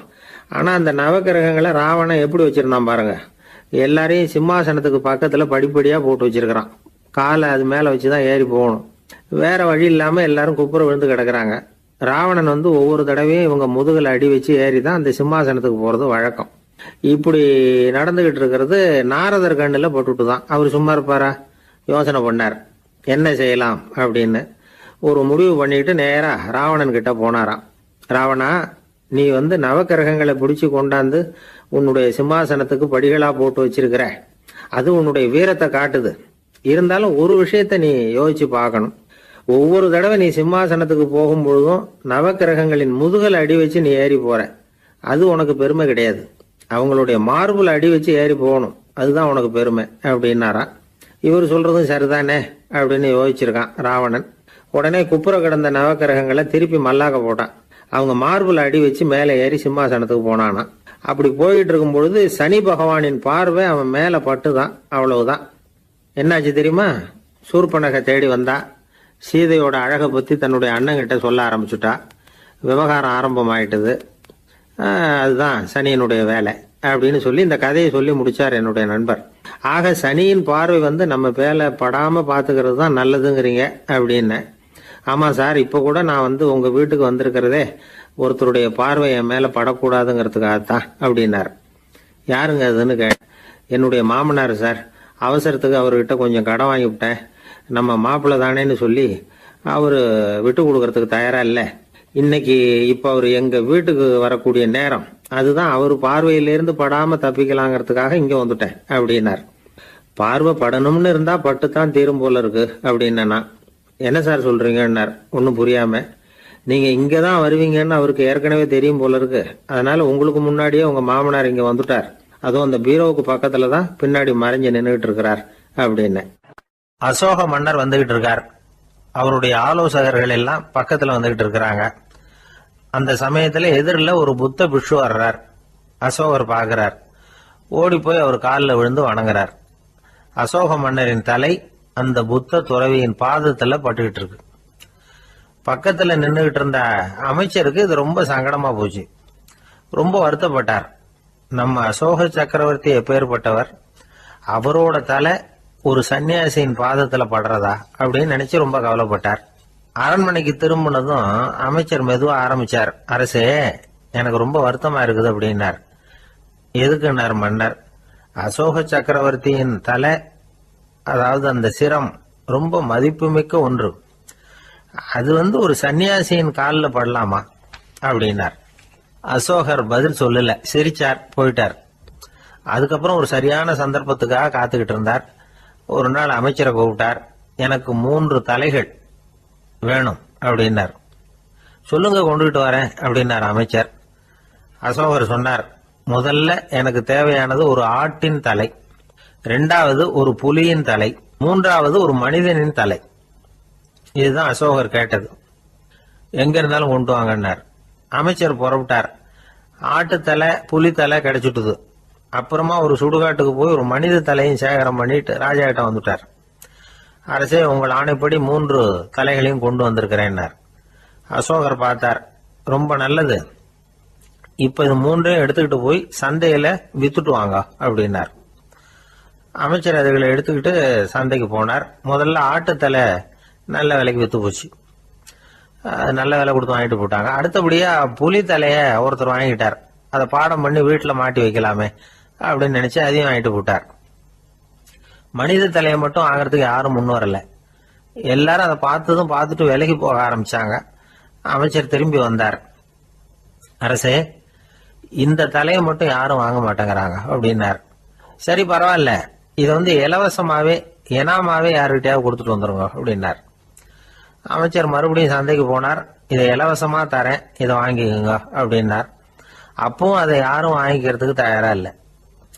மறுபடியும் திரும்பி வந்து மன்னர்கிட்ட விவரத்தை சொன்னார். இப்போ மன்னர் சொல்றார், அமைச்சரே, உயிர் இருக்கிற வரைக்கும் தான் இந்த தலைக்கு மதிப்பு. ஜீவன் போனதுக்கு அப்புறம் அதோட மதிப்பும் போயிடுது. அதனால மதிப்பு இருக்கும் பொழுதே பெரியவர்கள் பாதம் பணிந்து அந்த புனிதத்தை பெற்றுக்கொள்ளணும் அப்படின்னார். பணிவுங்கிறது வேற, அடிமைத்தனம்ங்கிறது வேற. பெரியவர்களை பணிவது நமக்கு பெருமை தரக்கூடிய விஷயம். இதை மனசுல வச்சுக்கிட்டு எப்போ காலில் விழணும், எப்போ காலில் விழக்கூடாது அப்படிங்கிறத முடிவு பண்ணிக்கணும். ஒரு சாதாரண ஆள் நடந்து வந்துகிட்டு இருந்தார். எதிரில் வந்த ஒரு பெரிய மனுஷன் ஓடி போய் அவர் காலில் விழுந்து தன்னுடைய தலையை அவர் பாதத்தில் கொண்டு போய் வச்சார். கொஞ்ச நேரம் கழிச்சு எழுந்திரிச்சு வந்துட்டார். வந்த பிறகு இவரை கேட்டேன், ஏன் திடீர்னு ஓடி போய் அந்த ஆளு காலில் விழுந்தீங்க அப்படின்னு. அவர் போட்டிருக்கிறது என்னோட காணாம போன செருப்பான்னு கண்டுபிடிக்கிறதுக்காக அப்படி விழுந்தேன் அப்படின்னார். வாழ்க்கையில் சில சந்தர்ப்பங்களில் நாம் சில அவமானங்களை சந்திச்சே தீர வேண்டியிருக்கு. என்ன பண்ணுறது, காலம் அப்படி. அவமானப்படுறவங்க உடனே அடங்கி போயிடுறது தான் உலக வழக்கம். அவமானப்பட்டால் உடனே சீறி எழறவங்களும் உண்டு. ஆனால் அதையே ஒரு சவாலாக எடுத்துக்கிட்டு முன்னுக்கு வர்றவங்களும் சில பேர் இருக்கிறாங்க. அவங்க ரொம்ப அபூர்வம். இன்றைக்கி மனோதத்துவ நிபுணர்கள்லாம் என்ன சொல்கிறாங்க தெரியுமா? அவமானப்பட்டுட்டா உடனே அடங்கி போயிடக்கூடாதான். அதையே ஒரு சவாலாக எடுத்துக்கிட்டு மனசில் ஒரு வைராக்கியத்தோட முயற்சி பண்ணினா வாழ்க்கையில் எல்லாரும் முன்னேறலாமா. அவமானங்கிறத நாம் வைராக்கியமாக மாற்றிக்கணும். அதுதான் வெற்றிக்கு வழி. ராமர் இந்த பூமியில் பிறந்ததே ஒரு வைராக்கியத்தினால தான் சார் அப்படின்னார் ஒருத்தர். எப்படிங்க அது அப்படின்னு கேட்டேன். அவர் சொன்னார், தசரதருக்கு ராமர் குழந்தையா பிறக்கணும், அப்போ தான் இங்கே இருக்கிற கஷ்டங்கள்லாம் நீங்கும் அப்படின்னு சர்வ லோகமும் எதிர்பார்த்துக்கிட்டு இருக்குது. ஆனால் அவர் எப்போ பிறப்பார் அப்படின்னு யாருக்கும் தெரியல. அந்த காரியம் சீக்கிரம் நடக்கணுமே, அதுக்கு என்ன பண்ணுறது? நாரதர் வந்தார் ஒரு நாள் தசரதரை தேடி. தசரதா, உனக்கு ஒரு செய்தி தெரியுமான்னு ஆரம்பித்தார். அவர் எப்பவும் இப்படித்தானே ஆரம்பிக்கிறது வழக்கம். என்ன விஷயம்னு கேட்டார் தசரதர். தசரதா, நீ அடிக்கடி உன்னோட தேரில் ஏறிக்கிட்டு தேவலோகத்துக்கு போகிற, அங்கே போகிற வர்ற எல்லாம் பண்ணிகிட்ருக்க, எல்லாம் சரி. தேவலோகத்துலேயும் உன்னை நல்லபடியாக தான் வரவேற்கிறாங்க. தேவேந்திரன் உன்னை பிரியமாக அழைச்சிட்டு போய் தன்னுடைய அரியாசனத்திலேயே தனக்கு பக்கத்திலேயே உட்கார வைக்கிறான். நீயும் சந்தோஷமாக உட்காந்து பேசிவிட்டு வந்துடுற. ஆனால் நீ இங்கே வந்ததுக்கு அப்புறம் அங்கே என்ன நடக்குது தெரியுமா உனக்கு அப்படின்னாரான் நாரதர். என்ன நடக்குது எனக்கு ஒன்றும் தெரியலையே அப்படின்னாரான் தசரதர். நாரதர்கிட்ட வந்து கிட்டத்தில் வந்து கேட்டிருக்கார், கொஞ்சம் சொல்லுங்கள் என்னது அப்படின்னு. அவர் நெருங்கி வந்தாரான் நாரதரும். மெதுவாக அவர் காதோட காதாக சொன்னாராம். அதாவது நம்ம பாஷையில் சொல்லப்போனால் பற்ற வைக்கிறார். நீ அங்கே தேவேந்திரங்கிட்ட உட்காந்து பேசிவிட்டு வந்த பிறகு நீ அங்கே உட்காந்துருந்த அரியாசனத்தை தண்ணி ஊற்றி கழுவி சுத்தப்படுத்துகிறாங்க. நீ என்ன அந்த அளவுக்கு சுத்தம் இல்லாத ஆளா, தினம் குளிக்காமையாக இருக்கிற அப்படின்னாராம். தசரதருக்கு இது ரொம்ப அவமானமாக போயிட்டுது. அப்படியே செய்கிறாங்க அப்படின்னாராம். ஆமாம், நீ வேணும்னா நான் சொல்கிறது உண்மையா இல்லையா அப்படின்னு சோதனை பண்ணி பார்த்துக்கோ அப்படின்னாரான் நாரதர். உடனே தசரதர் இதுக்காகவே புறப்பட்டு தேவலோகம் போனார். அங்கே வழக்கம் போலவே இவரை கூப்பிட்டு உட்கார வச்சு பேசிக்கிட்டு இருந்தான் தேவேந்திரன். கொஞ்ச நேரம் பேசிக்கிட்டு இருந்துட்டு சரி நான் கிளம்புறேன்னு புறப்பட்டார். சரி, அவனும் வாசல் வரைக்கும் வந்து வழி அனுப்பி வச்சுட்டு உள்ளே போயிட்டான். தசரதர் வெளியில் கொஞ்ச நேரம் மறைஞ்சி இருந்துட்டு மெதுவாக உள்ளே எட்டி பார்த்தார் என்ன நடக்குதுன்னு. நாரதர் சொன்னது உண்மைதான். தசரதர் உட்காந்துருந்த ஆசனத்தை அங்கே 2 தேவர்கள் கழுவி சுத்தப்படுத்திக்கிட்டு இருக்கிறாங்க. தசரதரால் இதை தாங்கிக்க முடியல. அவருக்கு ரொம்ப அவமானமாக போச்சு. நேராக கிடுகிடுன்னு தேவேந்திரங்கிட்டே போனார். நான் உட்காந்துருந்த இருக்கையே சுத்தம் பண்ணுறியே, நான் என்ன அந்த அளவுக்கு பாவியா அப்படின்னு கேட்டார். ரொம்ப கோபமாக கேட்டார். தசரதரே, மனுஷனுக்கு 3 கடன்கள் உண்டு. தேவ கடன், ரிஷி கடன், பித்ரு கடன். இதை தீர்க்காதவன் பாவியாகிறான். இதில் மகனை பெறுவதால் தான் பித்ரு கடன் தீரும். உனக்கு மகன் கிடையாது, அதனால் நீ பாவி ஆகிற. பாவி உட்கார்ந்துருந்த இடம்ங்கிறதுனால அதை சுத்தம் செய்ய வேண்டியது எங்கள் கடமை அப்படின்னு நானாம் தேவேந்திரன். இந்த இடத்துல தசரதருக்கு ஏற்பட்ட அவமானம் ஒரு வைராக்கியமாக மாறிச்சு. தேவேந்திரனே கேட்டுக்கோ, ஒரு மகனை பெற்ற பிறகு தான் இந்த சபையில் மறுபடியும் அடி எடுத்து வைப்பேன் அப்படின்னு சொல்லிவிட்டு போயிட்டாராம். போய் புத்திர காமேஷ் யாகம் பண்ணார். புத்திரர்கள் பிறந்தார்கள். இந்த கதையில் உள்ள கருத்து என்னன்னா, தேவேந்திரன் தசரதரை அப்படி அவமானப்படுத்தலைன்னா அவருக்கு இப்படி ஒரு வைராக்கியம் பிறந்திருக்குமா யோசிச்சு பார்க்கணும். நமக்கு ஏற்படுகிற சில அவமானங்களையும் வைராக்கியமாக மாற்றிக்குவோம். அப்படி மாற்றிக்கிட்டோம்னா வாழ்க்கையில் வந்து முன்னேறலாம். நம்ம ஆளுங்க சில பேர் அவமானத்தை வந்து வைராக்கியமாக மாற்றிக்கிறது எப்படி தெரியுமா? நம்மகிட்ட ஒரு பையன் சொன்னான், எங்கள் அப்பா என்னை எல்லாருக்கும் முன்னாடி வச்சு திட்டிவிட்டார், பொறுப்பு இல்லாமல் ஊர் சுற்றுறேன்னு சொல்லி அவமானப்படுத்தி விட்டார். இனிமேல் நீ என் முகத்திலேயே முழிக்காதரா போடான்னு வேற சொல்லிவிட்டார். எனக்கு ரோஷம் வந்துட்டுது. அந்த அவமானத்தை வைராக்கியமாக மாற்றிக்கிட்டேன். அன்னையிலேருந்து அவர் முகத்திலேயே முழிக்கிறது இல்லை அப்படின்னா. அப்படியான்னு கேட்டோம். ஆமாங்க, அவர் வீட்டில் இல்லாத நேரமாக பார்த்து உள்ள சமையல் கட்டுக்கு போய் சாப்பிட்டுட்டு நைஸாக வெளியில் வந்துடுவேன் அப்படிங்கிறான் அவன். உழைப்பும் நேர்மையும் உயர்வதற்கு வழிகள். அதை விட்டுட்டு உட்கார்ந்த இடத்துல இருந்துகிட்டே உயர போகணும் அப்படின்னு ஆசை கற்பனை பண்றாங்க. அந்த கற்பனையிலேயே பாதி வாழ்க்கை ஓடி போடுது. உழைப்புங்கிற வழியையும் நேர்மைங்கிற வழியையும் ஒதுக்கி விட்டு குறுக்கு வழியில ஓட நினைக்கிறவங்க குப்புற விழுந்துடுறாங்க. எந்த தொழிலை நாம செய்தாலும் சரி, அந்த தொழிலுக்குரிய பெருமையை நாம புரிஞ்சுக்கிட்டு அதுல ஈடுபடணும். அப்படி இல்லாம என்ன சார் பொழப்புது, இந்த தொழிலை மனுஷன் செய்வானா அப்படி புலம்பிக்கிட்டு இந்த தொழிலையே செஞ்சுக்கிட்டு இருக்கிறவங்க நம்மள பல பேர் உண்டு. செய்யும் தொழிலே தெய்வம் அப்படின்னு சொல்றாங்கல்ல, அப்படி சொல்றது எதுக்காக? அந்த அளவுக்கு அதுல ஒரு ஈடுபாடு வேணுங்கிறதுக்காகத்தான். ஒரு பெரிய மலைப்பகுதி, அந்த மலை அடிவாரத்துல ஒரு சிற்பி உட்காந்து ஒரு சிலையை வடிச்சுக்கிட்டு இருக்கிறான். கையில ஒரு சின்ன உளிய வச்சுக்கிட்டு ஒரு பெரிய கருங்கல் பாறையை கொஞ்சம் கொஞ்சமா உடைச்சுக்கிட்டு இருக்கான். ஒரு சிற்பத்தை வடிக்கிறதுங்கிறது அவ்வளவு உன்னதமான ஒரு தொழிலா? எல்லாராலையும் முடியுமா அது? அப்படி இருந்தும் அந்த சிற்பிக்கு மன நிறைவில்லை. அவன் நினைக்கிறான், இந்த கடுமையான வெயில்ல உட்கார்ந்து வேலை செய்யறது எவ்வளவு கஷ்டம். நாம ஒரு சிற்பியா இருக்கிறதுனால தானே சூரியன் கடுமையான வெப்ப கதிர்களை நம்ம மேல வீசுறான். நாமளே அந்த சூரியனா இருந்துட்டா இந்த கஷ்டம் இருக்காத. நம்மளை கஷ்டப்படுத்துறவன் நம்மளை விட வலிமை உள்ளவன், அதனால நாம அவனா மாறி விடுறதுதான் நல்லது அப்படின்னு அந்த சிற்பி யோசனை பண்ணான். அவன் எண்ணம் உடனே நிறைவேறிட்டுது. இயற்கைங்கிற மாபெரும் சக்தி அவனை ஒரு சூரியனா மாத்தி விட்டது. சிற்பி இப்போ ஒரு சூரியனா மாறினான். இனிமே இந்த உலகத்துல நம்மளை விட வலிமை உள்ளவன் வேற யாரும் கிடையாது அப்படின்னு நினைக்க ஆரம்பிச்சுட்டான். அவனுக்கு மகிழ்ச்சியா இருந்தது. அந்த மகிழ்ச்சி அதிக நேரம் நீடிக்கல. ஏன்னா கொஞ்ச நேரத்துல ஆகாயத்துல கரிய மழை மேகங்கள் அப்படியே சூழ்ந்து வந்தது. சூழ்ந்து வந்த மேகங்கள் சூரியனை மறைக்க ஆரம்பிச்சது.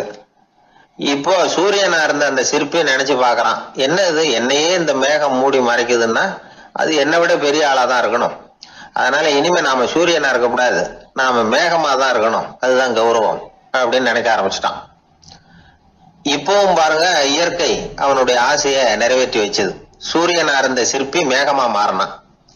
வான வீதியில அப்படியே உல்லாசமா வர ஆரம்பிச்சான். அந்த உல்லாசமும் அதிக நேரம் நீடிக்கல.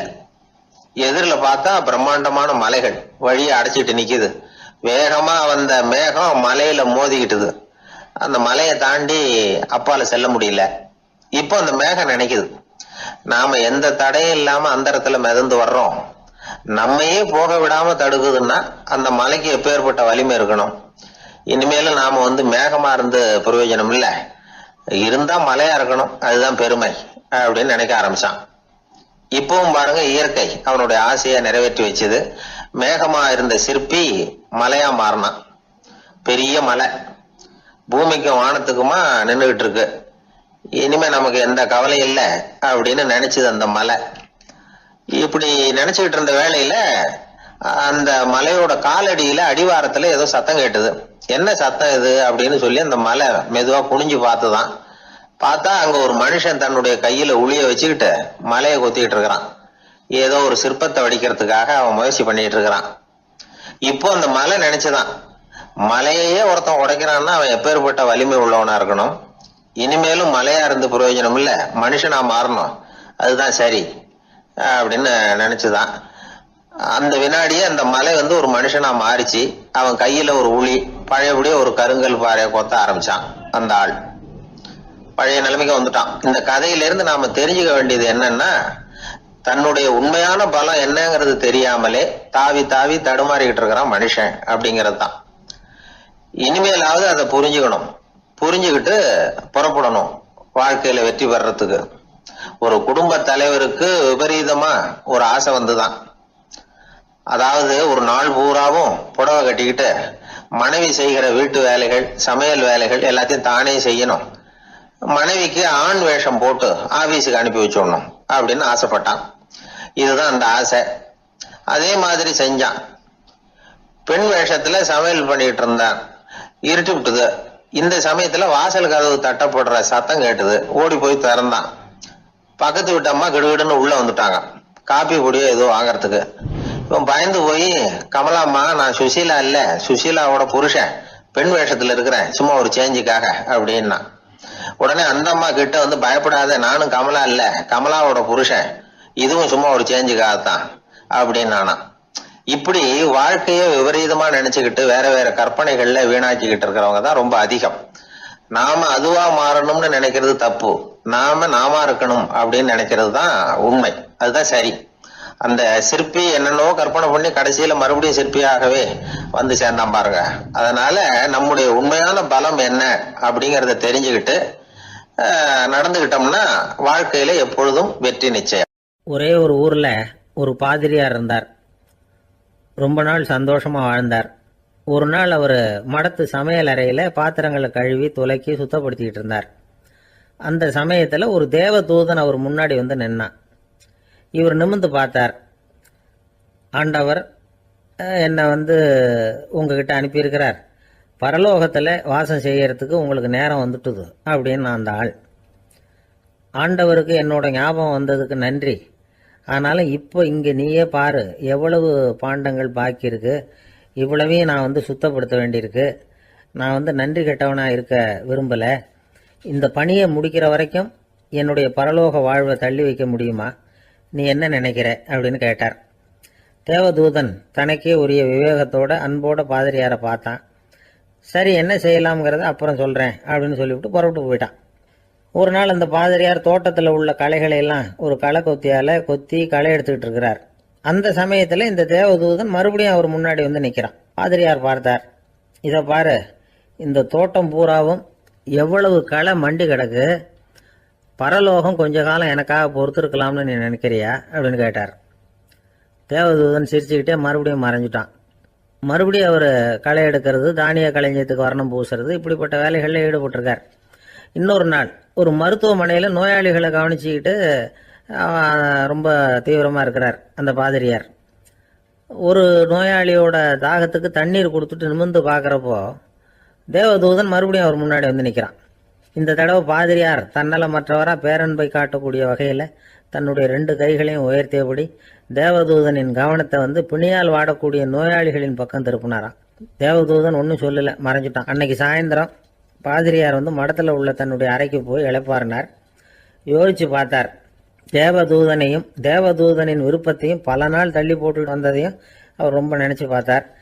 திடீர்னு தான் வந்து முதுமை அடைகிறதையும் சோர்வு அடைகிறதையும் உணர்ந்தார். ஆண்டவரை நினைச்சார். ஆண்டவரே, உம்முடைய தூதனை மறுபடியும் என்கிட்ட அனுப்புனா நான் சந்திக்கிறதுக்கு ஆவலாக இருக்கேன் அப்படின்னு சொல்கிறப்பவே தேவதூதன் பக்கத்தில் வந்து நின்னான். பாதிரியார் நிமிர்ந்து பார்த்தார். நீ இப்போவே என்னை அழைச்சிக்கிட்டு போக விரும்பினா நான் பரலோகத்துக்கு வர்றதுக்கு தயாராக இருக்கேன்னார். தேவதூதன் அந்த பாதிரியாரை அன்போடவும் விவேகத்தோடவும் பார்த்து, நீங்கள் வந்து என் கூட பரலோகத்துக்கு வர்ற தயாராக இருக்கிறதா சொல்கிறீங்க, ஆனால் நீங்கள் இது வரைக்கும் வேற எங்கே இருந்ததா நினைக்கிறீங்க அப்படின்னு. அப்படின்னா இது வரைக்கும் இருந்த இடம் தான் பரலோகம் அப்படிங்கிறத உணர்த்தி இருக்கிறான். பரலோகம்னா என்னன்னு புரிஞ்சுக்கிறதுக்கு இந்த சம்பவம் நமக்கு உதவியாக இருக்குது. தொண்டு செய்கிறத விட பெரிய செயல் வேற எதுவும் இருக்க முடியாது. அது நம்ம மனசுக்கு கொடுக்குற சுகத்தை வேற எதுவும் கொடுக்க முடியாது. நாம் தொண்டு செய்கிற இடம் தான் அந்த புண்ணிய இடம். ஆனால் இந்த காலத்துல எல்லாம் நாம் வந்து தொண்டு செய்யணும்னு நினச்சி ஏதாவது ஆரம்பித்தா கூட அதை ஒரு மாதிரியாக சுற்றி நின்று வேடிக்கை பார்க்க ஆரம்பிச்சிடுறாங்க. ஒரு பெரியவர் அப்படித்தான் ஒரு தொண்டு செஞ்சுக்கிட்டு இருந்தார். ஒரு கோவில் கட்டிக்கிட்டு இருந்தாங்க. அதில் ஒரு இடத்துல ஒரு பலகையை வச்சு ஆணி அடிக்கிற வேலையை செஞ்சுக்கிட்டு இருந்தார் அந்த பெரியவர். ஒரு சின்ன பையன் அதை ரொம்ப ஊக்கமாக அக்கறையாக கவனிச்சுக்கிட்டு இருந்தான். பெரியவர் இதை கவனித்தார். என்னப்பா பார்க்குற, உனக்கும் இது மாதிரி தொண்டு செய்யணும்னு ஆசையாக இருக்கா அப்படின்னு கேட்டார். அதுக்கு அந்த பையன் சொல்கிறான், அப்படி இல்லைங்க, நீங்கள் ஆணி அடிக்கிறப்போ கையில் சுத்தியால் அடிச்சுக்கிட்டா எப்படி துடிப்பீங்க, எப்படி கத்துவீங்கன்னு தெரிஞ்சுக்கிறதுக்காக அதை பார்க்கணும்னு ஆசை, அதுக்காக தான் காத்துக்கிட்டு இருக்கேன் அப்படின்னு நான். இந்த உலகத்தில் உண்மையாகவே வேதாந்தம் பேசுகிறவங்களும் உண்டு, உள்ளுக்குள்ளே வேற மாதிரி இருந்துக்கிட்டு வெளியில் வேதாந்தம் பேசுகிறவங்களும் உண்டு. ஒரு ஆள் இருந்தார். அவரும் ஒரு கடை வச்சு வியாபாரம் பண்ணிக்கிட்டு இருந்தார். மகா கஞ்சன், யாருக்கும் எந்த உதவியும் செய்ய மாட்டார். எச்சில் கையென்ன ஈர கையை கூட உதற மாட்டார். அப்படிப்பட்ட மனுஷன். அந்த ஊருக்கு ஒரு முனிவர் வந்துக்கிட்டு இருந்தார். வருஷத்துக்கு ஒரு தடவை வருவார். ஒரு நாள் 2 நாள் இருப்பார், அப்புறம் போயிடுவார். அந்த முனிவர் வர்றப்போலாம் இந்த ஆள் எழுந்திரிச்சு ஓடி போய் அவரை வரவேற்பான். ரொம்ப பெரிய வேதாந்தி மாதிரி அவர்கிட்ட பேசிக்கிட்டு இருப்பான். காயமே இது பொய், வெறும் காற்றடைத்த பையும்மா, சர்மம் தலைகாக்கும்மா. பணம் என்ன சார் பணம், இன்னைக்கு ஒருத்தன் கையில் இருக்கும், நாளைக்கு ஒருத்தன் கையில் இருக்கும், எல்லாம் மாயம். எனக்கு தான் இன்னமும் இந்த சம்சார பந்தத்திலிருந்து விடுபடுறதுக்கு நேரம் வரலேம்மா. அந்த முனிவரும் இந்த ஆள் இப்படி சொல்றதை கேட்ட உடனே, ஏப்பா அப்படி சொல்ற, இப்போ கூட நீ சரின்னு சொல்லு, உனக்கு தீட்சை கொடுத்து இதுல இருந்து விடுபடுற ஞானத்தை போதிக்கிறேன் பார். உடனே அந்த ஆள் என்ன சொல்லுவான் தெரியுமா, ஐயோ சாமி, இப்போ அது எப்படிங்க முடியும், பிள்ளைங்கள்லாம் சின்ன சிறுசுங்க, அதுகளுக்கெல்லாம் ஒரு கல்யாணம் காட்சின்னு செஞ்சு கடமையை முடிச்சுட்டா நீங்க சொல்றபடி செஞ்சு விடலாமா. சரி, இன்னும் முனிவர் போயிடுவார். அடுத்த வருஷம் வருவார். இவன் வழக்கம் போல வேதாந்தம் பேசுவான். சரி, தீட்சை கொடுக்குறேன் வா அம்பார்.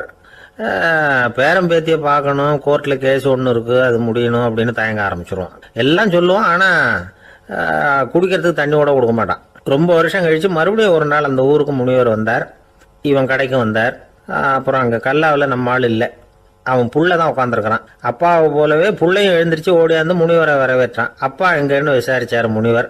ஐயோ, அதை ஏன் கேட்குறீங்க சாமி, உங்ககிட்ட தீட்சை வாங்கி இந்த சம்சார பந்தத்திலேருந்து விடுதலை பெறணும்னு சொல்லிக்கிட்டே இருப்பார், அது நிறைவேறாமலே போய் சேர்ந்துட்டார். போன மாதம் ஒரு நாள் திடீர்னு நெஞ்சு வலிக்குதுன்னார், அவ்வளவுதான் போட்டுன்னு போயிட்டார் அப்படின்னு புலம்புனான் பையன். இதை கேட்டதும் முனிவர் சிரிச்சாரான். அவன் எங்கடா போவான், உன் அப்பா எங்கேயும் போகல, இதோ வாழை ஆட்டிக்கிட்டு உன் காலடியிலே இருந்துகிட்டு இருக்கான் பார் அப்படின்னு சொல்லி அங்கே நின்றுக்கிட்டு இருந்த ஒரு நாயை சுட்டி காட்டினாரான். என்ன சாமி சொல்கிறீங்க அப்படின்னு ஆச்சரியமாக கேட்டிருக்கான் பையன். உடனே முனிவர் அந்த நாயோட தலையில் ஒரு தட்டு தட்டி பேசுகிறா அப்படின்னாரான்.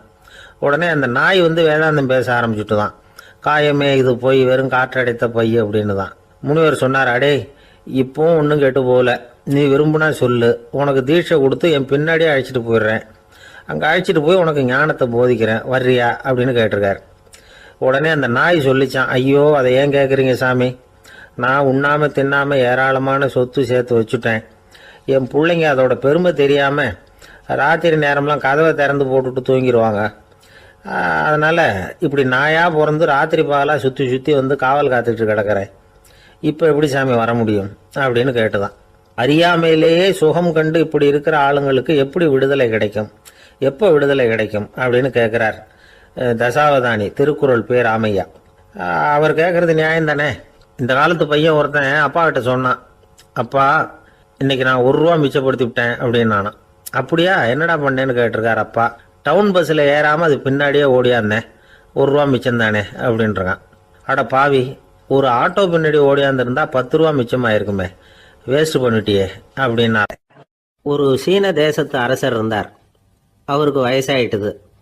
அவருக்கு அடுத்தபடியாக அவருடைய புள்ள பட்டத்துக்கு வரணும், ஆட்சி பொறுப்பை ஏற்றுக்கணும். ஒரு நல்ல தலைவனுக்கு இருக்க வேண்டிய பண்புகள்லாம் தன்னுடைய மகனுக்கு இருக்கணும்னு விரும்பினார் அந்த அரசர். அதனால் இளவரசனை பக்கத்தில் இருந்த ஒரு குரு கிட்ட அனுப்புனார். இளவரசன் அவர்கிட்ட போய் சேர்ந்தான். அந்த குரு என்ன பண்ணார் தெரியுமா, இவனை பார்த்து சொன்னார், இதை பாருப்பா, நீ என்ன பண்ணுற, இப்போவே பக்கத்தில் இருக்கிற காட்டுக்கு போ, நடுக்காட்டில் போய் ஒரு இடத்துல உட்காந்துக்கோ, அங்கே என்னென்ன சத்தம்லாம் உன் காதில் விழுதுன்னு கவனிச்சு கேளு, உன் காதில் விழுந்த ஓசைகள் என்னென்னங்கிறத என்கிட்ட வந்து சொல்லு, அதுதான் எனக்கு தெரியணும், உனக்கு வேலையும் அதுதான் அப்படின்னு சொல்லி அனுப்பி வச்சுட்டார். இளவரசன் காட்டுக்கு போனான். குரு சொன்னபடியே ஒரு இடத்துல உட்காந்து கவனித்து கேட்டான். அதுக்கப்புறம் குரு கிட்ட திரும்பி வந்தான். என்னென்ன சத்தம்லாம் கேட்ட அப்படின்னு கேட்டார் குரு. குருவே, காட்டில் நான் பறவைகள் சத்தம்லாம் கேட்டேன், மிருகங்களின் ஓசையையும் கேட்டேன், இதை தவிர இடி மின்னல் மழை இதுகளோட சத்தத்தையும் கேட்டேன் அப்படின்னா. குரு யோசனை பண்ணார், நீ இன்னமும் சரியாக கேட்கல, அதனால் மறுபடியும் காட்டுக்கு போ, கொஞ்ச நாள் தங்கியிருந்து கேட்டுட்டு வா அப்படின்னார். இளவரசனுக்கு ஒன்றும் புரியல. இருந்தாலும் குருவின் கட்டளையாச்சே, மறுக்க முடியுமா? உடனே அவன் மறுபடியும் காட்டுக்கு போனான். ஒரு இடத்துல உட்காந்தான். கொஞ்ச நேரம் உன்னிப்பாக கவனித்து கேட்டான். சில நாள் கழித்து குரு கிட்ட திரும்பி வந்தான். குருவே, இந்த தடவை சில துல்லியமான சத்தங்களை எல்லாம் கேட்டான். தேனி பறக்கிற சத்தம், நீரோடையின் மெல்லிய ஓசை, இதெல்லாம் கேட்டேன்னா. குரு சிரிச்சார். நீ மறுபடியும் காட்டுக்கு போ, இன்னும் சில நாள் அங்கே இரு, முழுமையாக கவனமாக கேட்டுக்கிட்டு வா அப்படின்னு சொல்லி அனுப்பி வச்சுட்டார். இளவரசனுக்கு குழப்பம் அதிகமாயிட்டுது. ஒன்றுமே புரியல. மறுபடியும் காட்டுக்கு போனான். மௌனமாக ஒரு இடத்துல உட்காந்துட்டான். அப்படியே தியானத்தில் ஆழ்ந்துட்டான். சில நாளில் அவனுக்கு இதுவரை கேட்காத ஓசைகள்லாம் கேட்க ஆரம்பிச்சுட்டுது. இதைத்தான் நான் கேட்கணும்னு என்னுடைய குரு எதிர்பார்த்துருக்கிறாருங்கிறத புரிஞ்சுக்கிட்டான். உடனே குரு கிட்ட ஓடனான். குருவே, இந்த தடவை காதுகளுக்கு கேட்க முடியாத சில ஓசைகளை கூட என்னால் உணர முடிஞ்சுது. பூ மலருகிற ஓசை, சூரியனால் பூமி சூடாகிறப்போ எழுகிற ஓசை, காலை பனித்துளி இந்த புல்லுலாம் குடிக்கிற ஓசை, இது எல்லாம் என்னால் நல்லா கேட்க முடிஞ்சுது அப்படின்னா. குருவுக்கு இப்போதான் திருப்தி ஏற்பட்டுதான். இளவரசனை பார்த்து சொன்னார், இதை பாருப்பா, இப்போதான் நாட்டை ஆளுகிற தகுதி உனக்கு வந்திருக்குது அப்படின்னு சொல்லி அதுக்கு விளக்கமும் கொடுத்தாராம். எந்த அரசன் தன்னுடைய மக்களின் இதயம் பேசுகிற மௌன மொழியை, மௌன வார்த்தைகளை கேட்குறானோ அவன்தான் ஆள தகுதி உள்ளவன். எந்த அரசன் தன்னுடைய மக்களின் உணர்ச்சிகளை உண்மையாக உணர்றானோ அவன்தான் முதன்மையான அரசன். போலி வார்த்தைகளை மட்டும் கேட்டுட்டு பல மௌன ராகங்களை காதில் வாங்கிக்காதவன் அரசனே இல்லை. எந்த நாட்டில் எப்போ ஒரு அரசன் தன்னுடைய மக்களின் உணர்ச்சிகளை கேட்க மறுக்கிறானோ அன்னையிலிருந்தே அந்த நாடு அழிய தொடங்குது அப்படின்னு அர்த்தம். இதுதான் அந்த குரு இளவரசனுக்கு போதிச்சது. வாயால் பேசுறத மட்டும் கேட்டு ஏமாறக்கூடாது, உணர்ச்சிகளையும் கேட்கறதுல தான் மனப்பக்குவம் உண்டாகும். மக்கள் உணர்ச்சிகளை புரிந்து கொள்ளாத அரசர்கள் நீடிச்சிருக்க முடியாது. அது மாதிரி நாடுகளில் அடிக்கடி குழப்பம் தான் உண்டாகும். அப்படி இருந்தா அடிக்கடி ஆட்சி மாறிக்கிட்டு இருக்கும். அப்படிப்பட்ட ஒரு தேசம், அங்கே ஒரு சிறைச்சாலையில் 3 கைதிகள் பேசிக்கிட்டு இருந்தாங்க. ஒருத்தன் சொன்னான், நான் இந்த நாட்டு ராஜாவை எதிர்த்து பேசிக்கிட்டு இருந்தேன், அதனால் என்னை பிடிச்சி கொண்டாந்து இங்கே போட்டுட்டாங்க அப்படின்னா ஒருத்தன். இன்னொருத்தன் சொன்னான், நான் இந்த நாட்டு ராஜாவை ஆதரித்து பேசிக்கிட்டு இருந்தேன், அதனால் என்னை பிடிச்சி கொண்டாந்து இங்கே தள்ளிவிட்டாங்க அப்படின்னா.